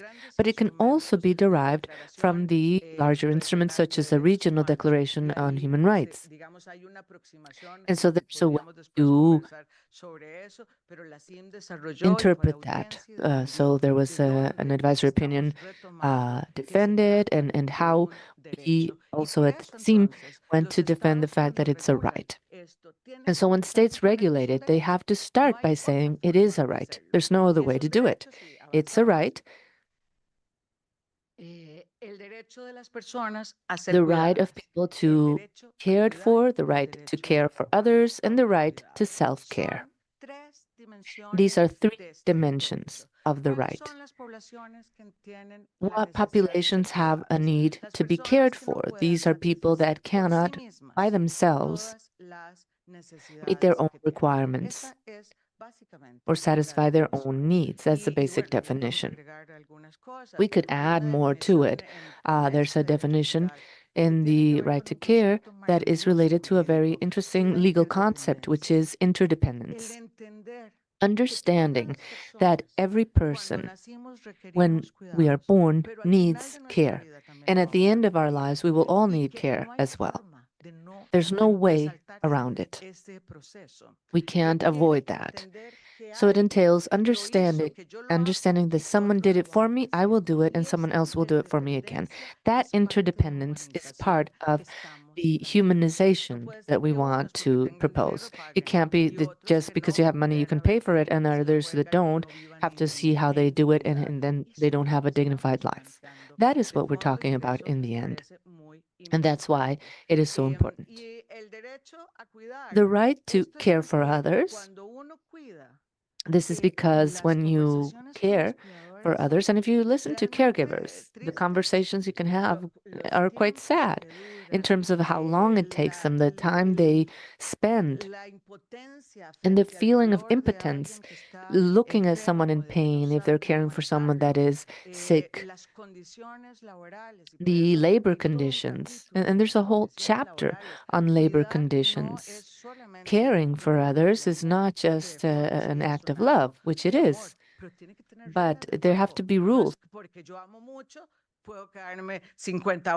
I can probably spend 50 hours a day caring for others, but I need support. And of course, self-care. When women provide care to others, we might forget to take care of ourselves, or we postpone it. And that's part of the identity of women. We have to understand that we can live for ourselves as well. But that concept of care where we forget ourselves is a blessing, but it's also a trap. So we have to limit that. And in politics, we talk a lot about women and self-care. It's so important as well. So let's skip forward. There's just a description of the different pillars.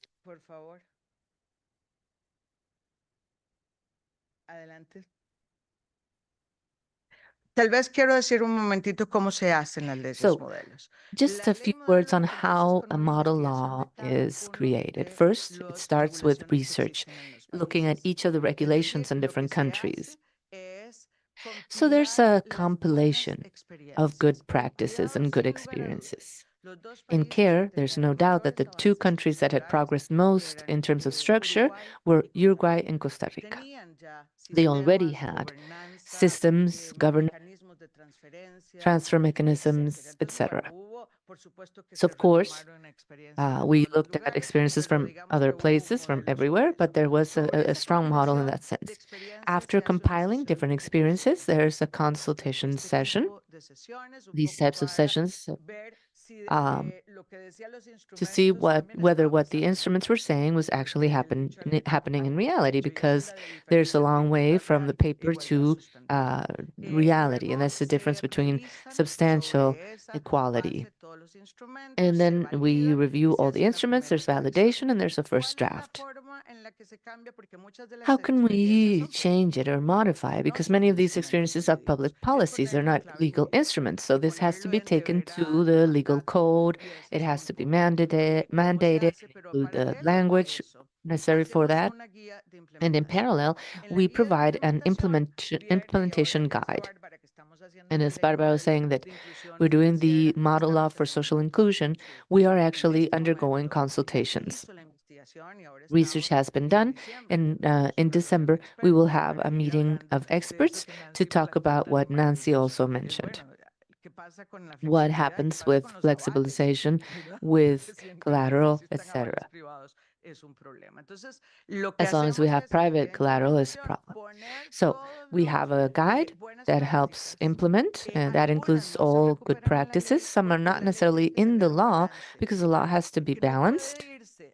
So it cannot really go into the top 10 because some countries will never reach that. So they'll say that's not useful for me.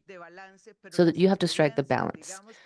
But the top 10 experiences are included in the implementation guide so that countries that can move forward can look at the top recommendations. And there's also, when you talk about legal instruments, and that's why if you're in the multilateral world, we want it to serve as a driver for change in each of our countries. And we always have to start with these multilateral instruments, CEDAW, the Pact on Economic, Social, and Cultural Rights, the ILO agreements and recommendations. They talk about unpaid work and that it should be called work, and work is not just transforming goods and services. So they include a new concept in that reproduction has to be part of the definition of work and labor. This is a very important transformation. The Political and Civil Rights Pact and economic, social, cultural rights and Inter-American Conventions. So this helps us build our instruments, but the world of economic rights still needs to continue building on the needs of women. So our dream is to have an instrument in future that will powerfully use the 5 model laws that we are drafting as care, labor insertion of women, affirmative action, the financial aspects, digitalization, and the specificities or the cross-cutting theme to all these. And we're working along those lines in the Inter-American Commission for Women.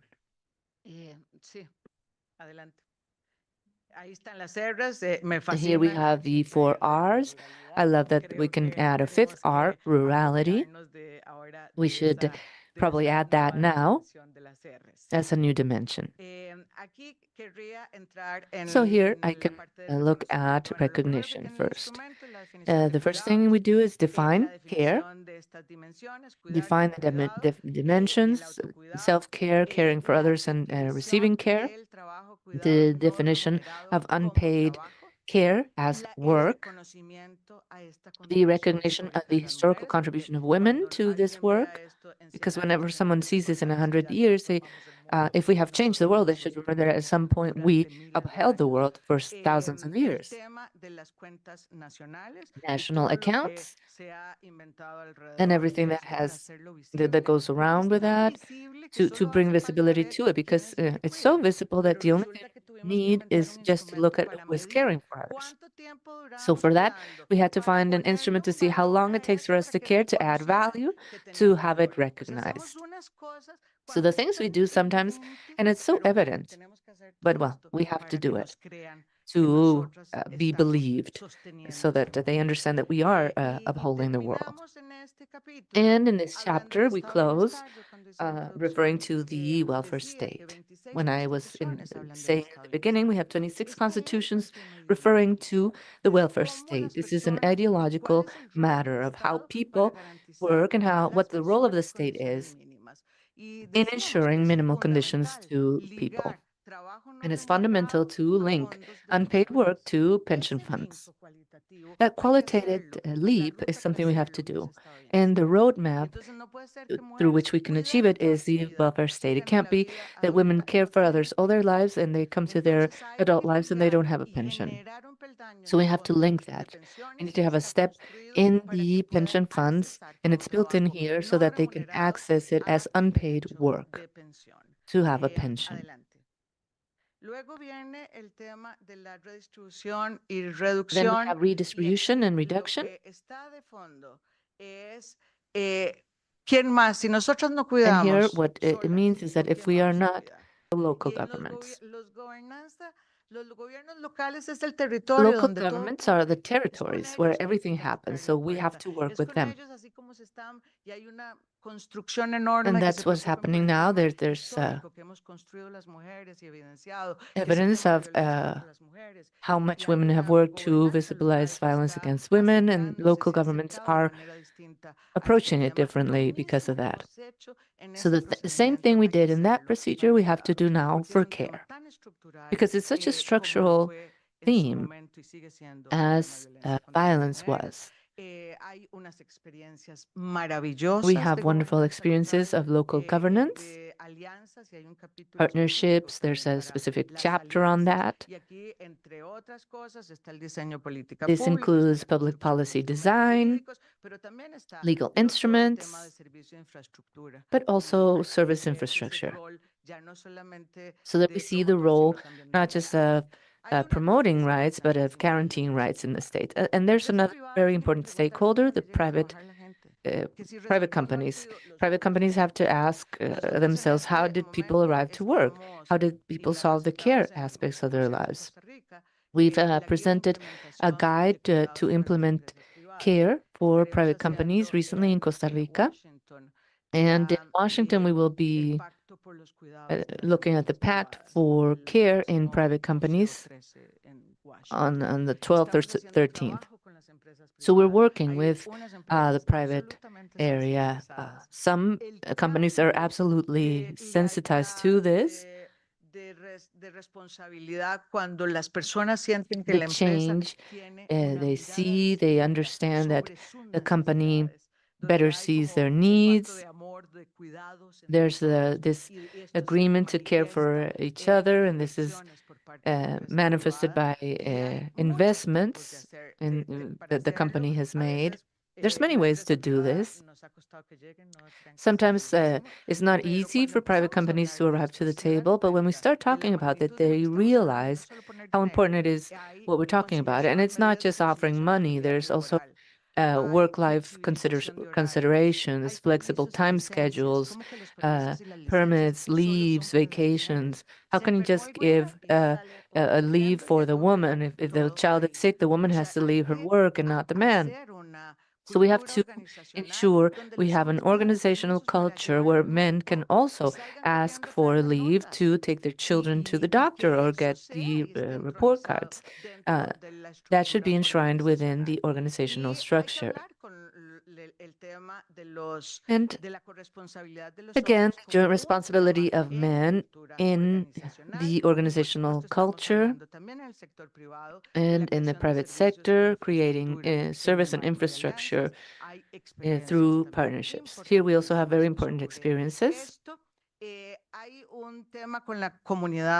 Then we also have the community, the organized community. Really, it's us women doing that. Again, leaders in anything that happens in the community, in the territories are women. There's an important construction of networks in that sense. And then finally, including men, men have to understand that there are shared responsibilities of care in the family. I like to talk to young people, young women and men, because there's a new generation of young men where negotiations are thought of from diversity. And they say, well, why do you always say that and not recognize us? And so I always first recognize them first. We have 4, but then the rest, 96%, has to profoundly change and revise their behavior in terms of the obligations implied of by having a partner that is requiring other actions. The other are remuneration and retribution. Here we mainly look at the labor regime for women that work as caregivers. If you remember, we have Luz here. She's been a leader in several processes of giving visibility to domestic workers. When we started fighting for this, women had no right to rest. Their compensation or remuneration, it was still differentiated here and in many countries. What we've managed to balance are instruments to access the same rights. But here we have the same thing going on with caregivers. So it's important to harmonize the rights of caregivers to the existing standards. That's the standard, not making it more or less. But of course, you can never make it less. It could be higher, but not lower. And so let's use the same instruments. Then we have investment in infrastructure and services by the state and private companies. And this is also related to everything we do in terms of affirmative action for social insertion of women, for labor insertion of women. And the state has a series of instruments or tools. They can accredit income taxes to companies that invest a lot in care, etc. There are many instruments, especially in the tax system, that can be used to provide incentives for these types of things. The economy of care is everything we're doing at home in our families that is unpaid. How can we see it? How can we recognize it? How can we measure it? I think our next colleague will refer to this. Affirmative action in public policies. Care has to be added, and we need affirmative action, differentiated action, and we have economic investment in care. And we say investment, it's not an expenditure. If you see it as an expenditure, they say there's no money. But if people understand that it will transform the quality of work of half of the human talent in their country, things are seen differently. So we need to make those great efforts for them to understand it in that way. There's a full chapter on public-private partnerships as well. Our states in the Americas have their economic issues, so we definitely need to bring up economic rights as it's done through the legal sphere in a progressive manner. I'm waiting your... I don't know how I'm doing with time, Beverly. I'm looking at you. So just a small bit on governance to close. Governance is very important. This cannot be a responsibility of ministries of women because they deal with that, or the welfare minister to work alone in the social area. We need finance, labor ministry, education. Childcare centers, for example, they're not just a place where kids play, they have to get an education. So all that entails governance. Governance means having research to decide where you're going to add care centers. How are you going to open a child care center if you don't know if there's a need for it there, or you don't know if women need certain infrastructure? Many rural women had said they would rather have something organized in a friend's home and have 5 children there. We have to solve it according to their need. That means research and seeing how that should be governed. And there should also be budget directives to see how this would work. This has to include supply and demand, because if not, there's no way to really do it, and there has to be supervision. You have all the rules of governance in that chapter. And to close, we have all the rules and retribution or remuneration or compensation for, job opportunities, free time, social security, protection against any form of violence or harassment. This is also related to this, a violence that is quite common is that. And very importantly, caregivers have a right to be heard in consultation mechanisms. So the governance system has to hear the people that are part of the process, not just going to public officers, because if not, we're making a big mistake. And that is discriminatory. And then you have the whole system, the national system of care and universal access. Always in a progressive manner. Some start with childcare centers and then move on.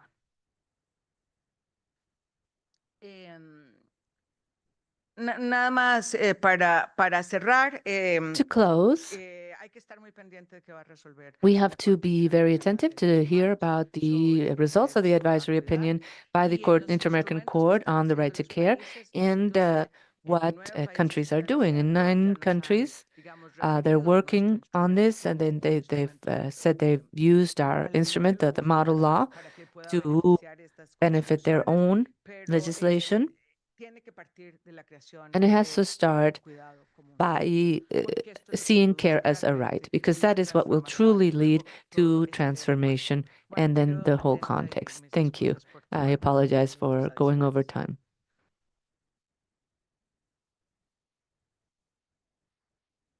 Thank you very much, Senora Alejandra. I must confess that I placed my nameplate, but the presentation was so interesting.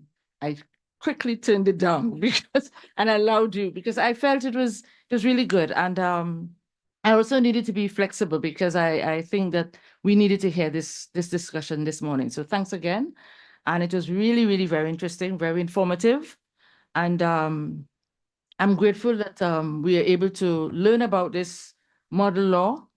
I think it more or less provides the overarching framework and scope for developing such a law in the different countries or adapting such a law in the countries. I want to commend you and the team for the leadership in crafting this model law, and I understand the process. I think what stands out for me is nothing for women without women. Very, very good. It was very, very interesting in terms of the approach, ensuring that there was inclusivity and that the idea of transformation, the paradigm shift of seeing care as a right, a human right, I think that was very powerful as well. And the holistic approach in terms of promoting and guaranteeing rights. It's not just about the promotion of the rights, but the guaranteeing of the rights. I think that was also useful. So thanks again. And already speaking about some good practices in some of our countries. We spoke about Costa Rica, Uruguay, and 9 others or 7 others have adopted the law. So that is quite good. And I also believe in terms of the way forward, you spoke about the 5 Rs, and I think this really sets the tone for a smooth transition or being able to transition easily to adopting the law. So I thank you again, and I believe we have a a good template or platform from which we can launch to strengthen the legal frameworks and the regulatory frameworks within our countries to enhance our care economy. So thanks again, a big round of applause for Alejandra. So next presentation is on the theme of time use surveys with urban and rural disaggregation. This will be led by Ms. Karen Garcia, who is a statistician at the Gender Affairs Division of ECLAC, or CEPAL. According to my agenda, you have 15 minutes. Now, I will be not applying this because I don't think I have a way of being able to monitor you from a distance, but I believe you will keep the time. So I thank you in advance. So Karen, without further ado, the floor is yours. Thank you very much, Madam Chair. ¿Me escuchan bien todas y todos? Can everyone hear me? Gracias. Thank you so much. It's It's really a pleasure to be able to greet you on behalf of the Gender Issues Department at ECLAC. Warm greetings on behalf of all of my team. I have to excuse our director, Anna Westmans, who was unable to attend. And I will share a presentation prepared for this very important dialogue. It was really wonderful to hear Alejandra Mora telling us about these interesting points that are quite closely related to some of the concepts we have in our presentation. Just to confirm, are you seeing the presentation on screen? Yeah, I see it, okay?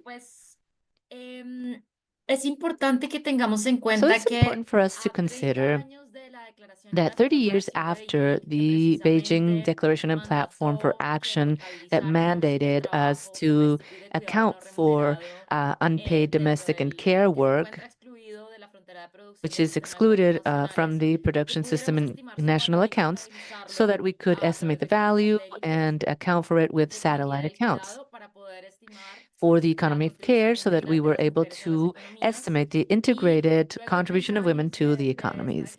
After 30 years, of this mandate, back in 1995, we have 23 countries in our region, Latin America and the Caribbean,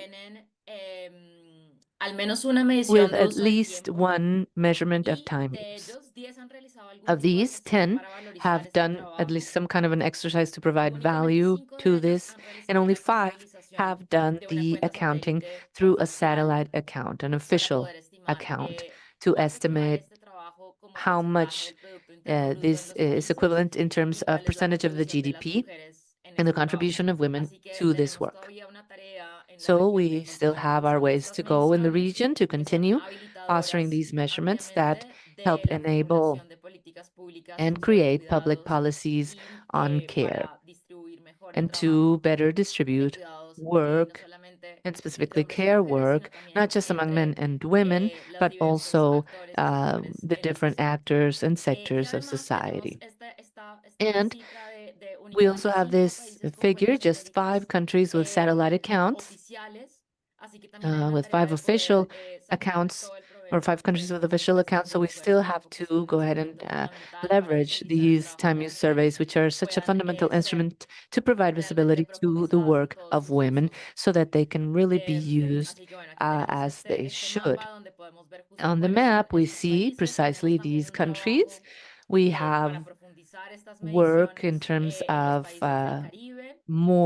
we need more this type of work in the Caribbean, measuring. There's been some pilot projects there, but there's not a calculation of official indicators on this topic. And here we have, as Alejandra was saying, the fact that unpaid care and domestic work in these exercises to provide value to it is about 20% of the country's internal GDP, and women contribute to about 70% of this value. And some around 20% of the GDP is a higher contribution, higher than any sector of the economy that has been posted within the national accounts, including trade, transportation, construction.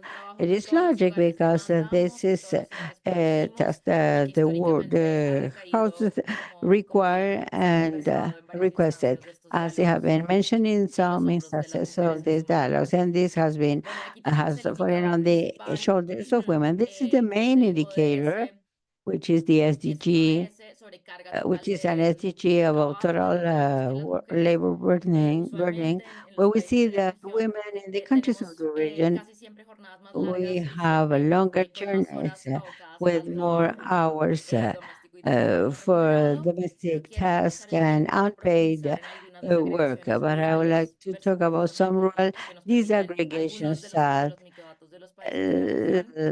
some of the microdata of the countries of the region have allowed us to uh, use.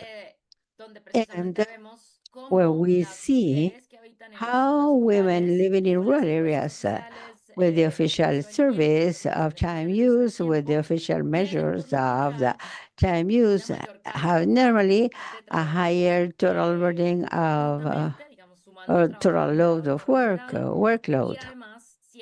And they always accumulate more hours compared to men living in rural areas and compared to women living in urban areas. So let's see, for example, the case of Costa Rica, where we see how women in rural areas dedicate an important part of the day to unpaid work, which is the blue part in this graph, in comparison to urban women that have a workload of 53 hours compared to the hours of rural women. Here, the case of Mexico, for example, the case of Peru with measures where rural women accumulate more than 60 weekly hours as total workload. This shows the amount of work the rural women have on their shoulders to sustain life, the planet, and to sustain economic systems. So these surveys provide us useful tools with official statistics to visualize this work. So, these include data from some countries, for example, as mentioned yesterday in the case of Colombia, but we wanted to use this to mention the official data from Costa Rica, where we see that for 2022, the gap of weekly hours of women in comparison to men in unpaid work in rural areas is about 19 hours, weekly hours. This is an impressive gap in terms of unpaid work. And this gender gap in the case of urban area is 15 hours and a half, more or less. Okay. In this presentation, we will send this presentation, but here we include some conclusions. Not in every country for which we have microdata and the time use allow the urban rural segregations. Only 11 countries allow this analysis, the one that we just saw.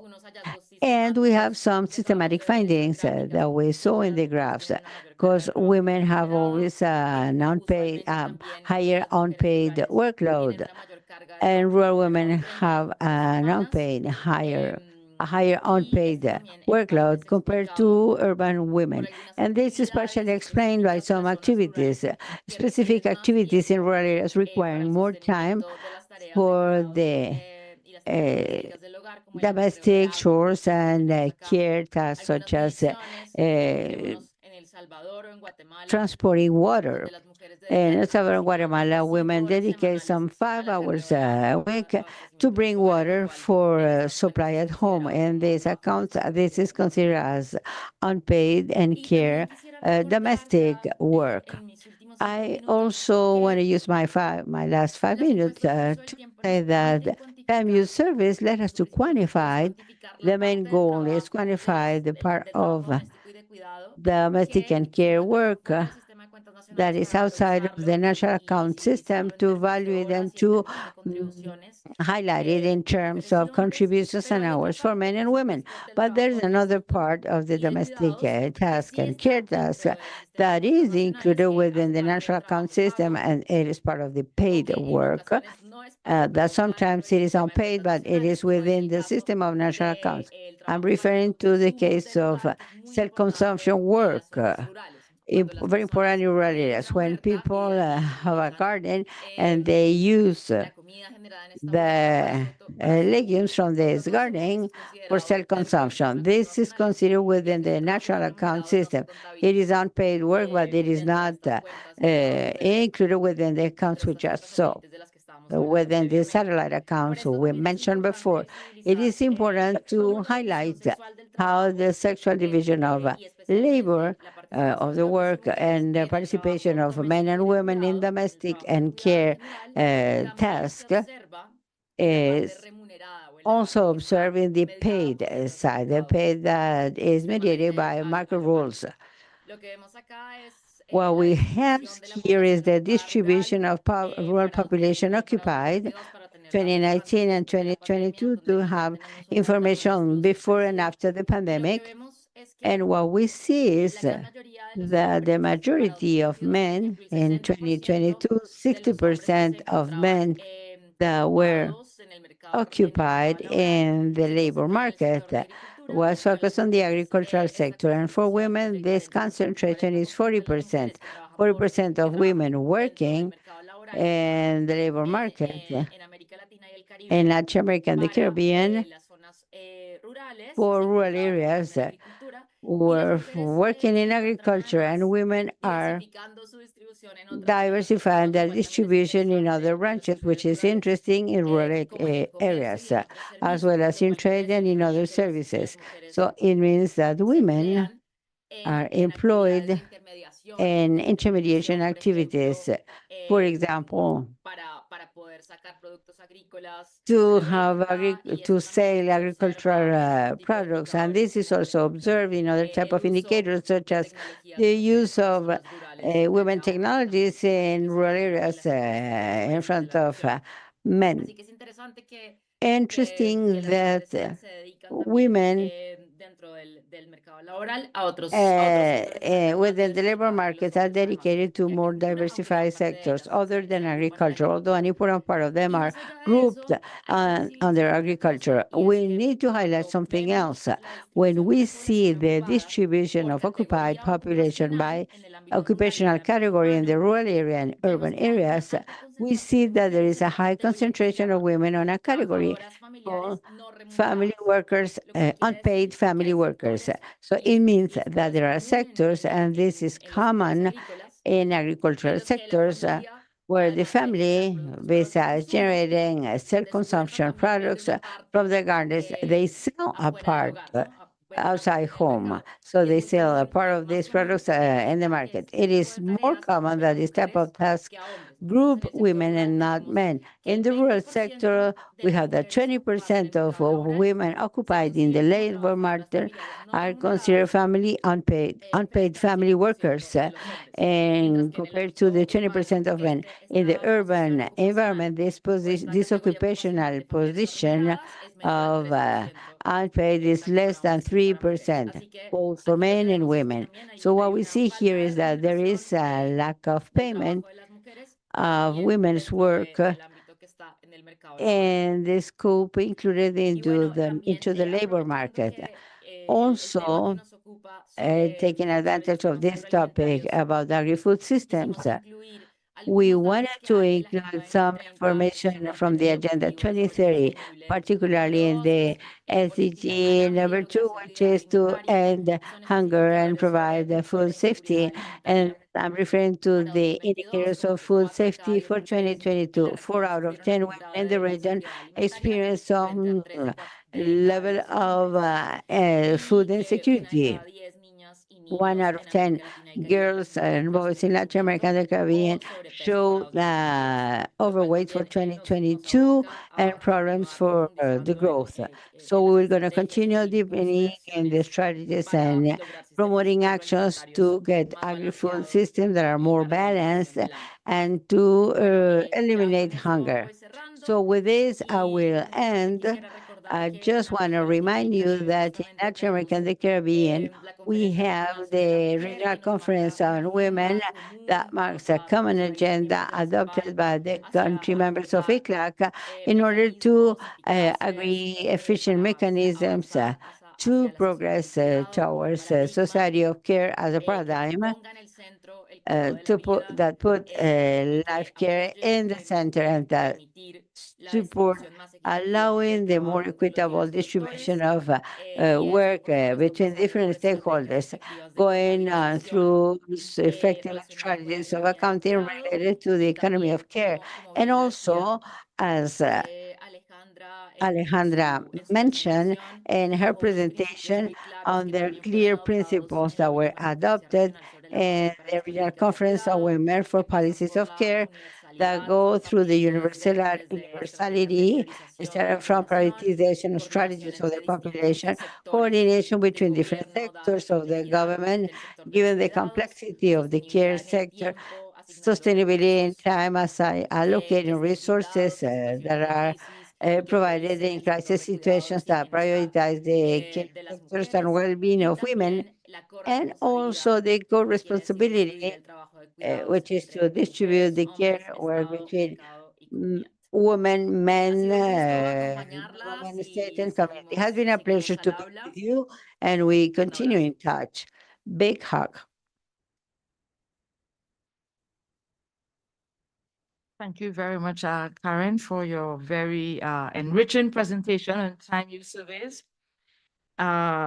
which you have emphasized the sort of power that this survey tool has in terms of measuring or providing official statistics in measuring the economic contribution of women and highlighting the gender inequalities as well in the current gender division of labor. You spoke about this was really very interesting. I learned quite a lot. You spoke about some of the gaps or some of the countries that have adopted or that are currently utilizing this tool. But you spoke about the gaps in terms of some countries that have not yet adopted or even having the statistics to utilize the tool. So I think this is quite useful.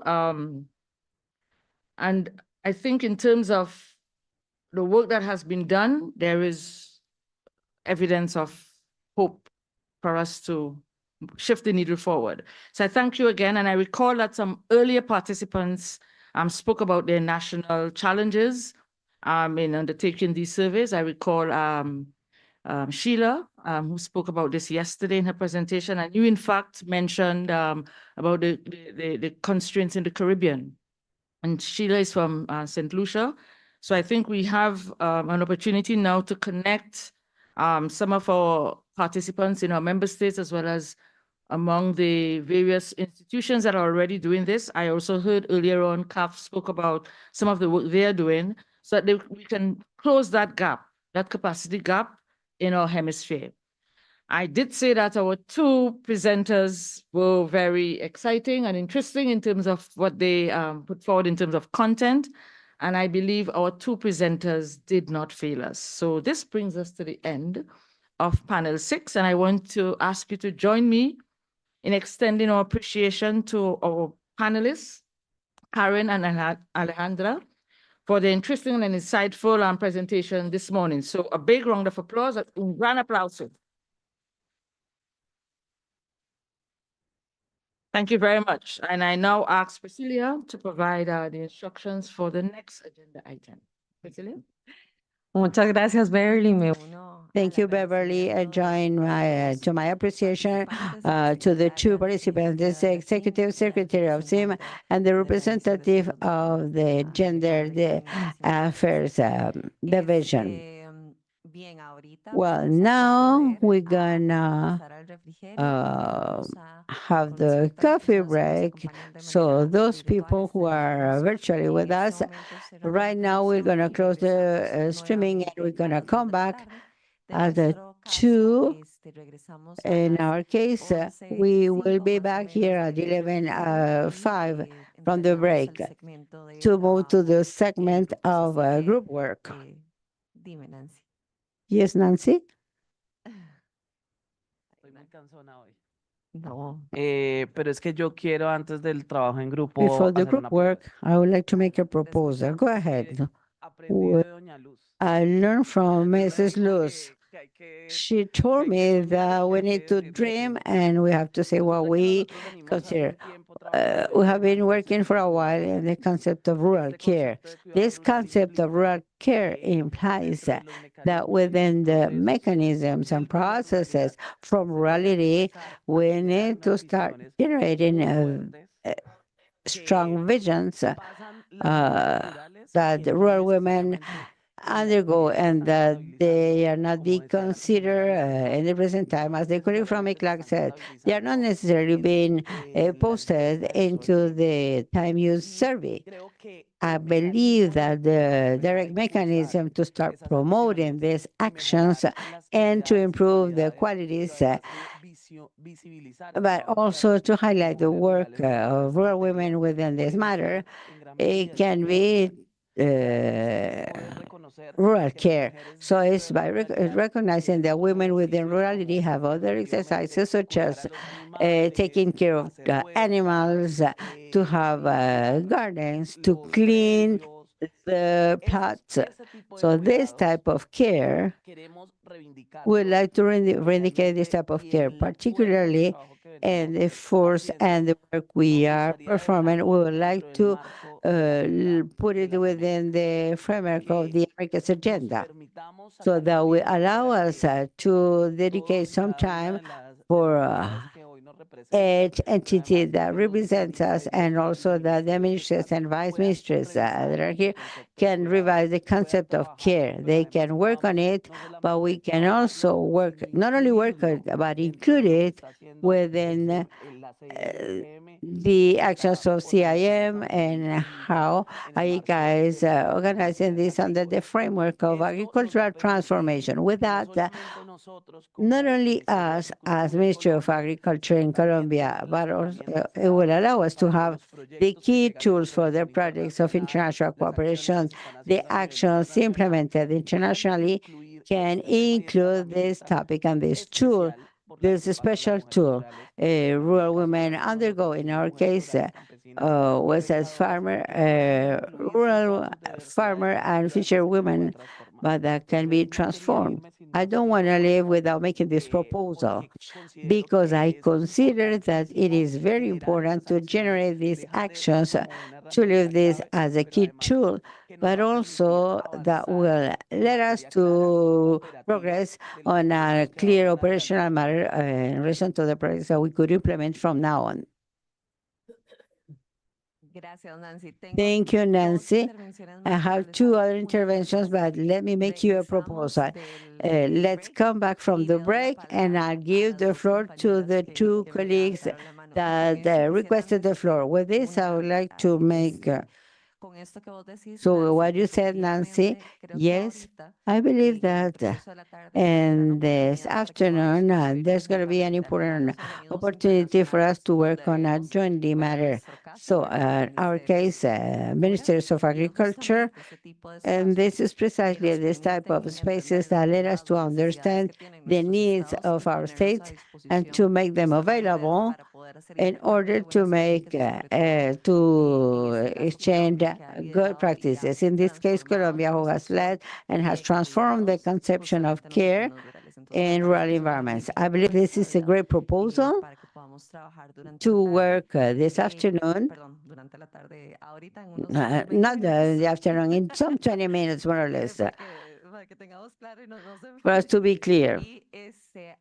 And as we said before, we'll be back and we will share, because we have been working in conjunction with RECAC on a hemispherical agenda of rural women. They have been working with other stakeholders, rural women, SIM, and other sectors that have joined this effort. So see you in 15 minutes, and those who are virtually will